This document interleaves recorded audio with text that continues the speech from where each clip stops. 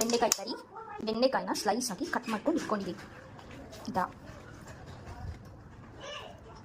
Chilli powder, ಖಾರದ ಪುಡಿ, ಉಪ್ಪು, ರುಚಿಗೆ ತಕ್ಕಷ್ಟು ಉಪ್ಪು ಸ್ವಲ್ಪ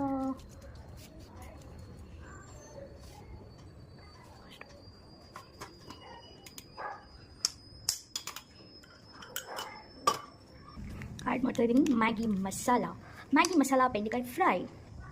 ಮ್ಯಾಗಿ ಮಸಾಲ ಹಾಕೋದು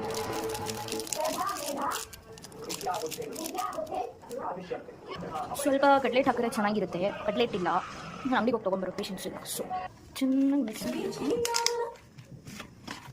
ಬೆಂಡೆಕಾಯಿಗೆಲ್ಲ ಖಾರ ಹಚ್ಕೋಬೇಕು, ಬರೀತಿ ಮಿಕ್ಸ್ ಮಾಡಬೇಕು. ಈ ಥರ ರೆಡಿಯಾಗಿದೆ.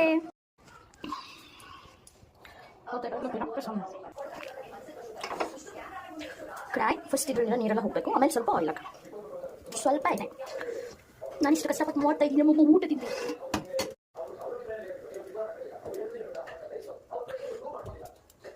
ಒಂದೊಂದೇ ಸ್ಲೈಸ್ ಕಟ್ ಮಾಡಿರುವಂಥ ಬೆಂಡೆಕಾಯಿಗಳನ್ನು ಒಳಗೆ ಹಾಕಿ ನಾವು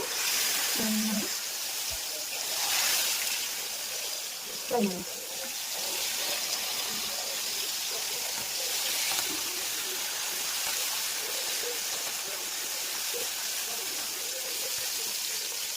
ಬೆಂಡೆಕಾಯಿ ರೋಸ್ಟ್ ಹಾಕಿದಲ್ಲ, ಬೆಂಡೆಕಾಯಿ ಕಲರ್ ಚೇಂಜ್ ಆಗೋದು ರೋಸ್ಟ್ ಮಾಡಿ.